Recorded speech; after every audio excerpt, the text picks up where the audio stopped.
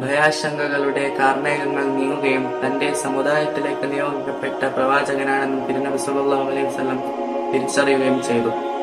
ബന്ധുക്കൾക്കിടയിലാണ് അവതീർണമായ സത്യത്തെക്കുറിച്ച് ആദ്യം പ്രബോധനം നിർവഹിക്കുന്നത്. 3 വർഷത്തോളം തിരുനബി സല്ലല്ലാഹു അലൈഹി വസല്ലം രഹസ്യ പ്രബോധനത്തിൽ ഏർപ്പെട്ടു.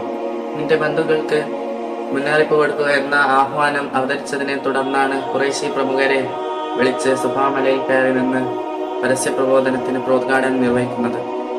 അതുവരെ സത്യസന്ധനായിരുന്ന തിരുനബി സല്ലല്ലാഹു അലൈഹി വസല്ലം കള്ളനും അവിവേകമായി തീർന്നു.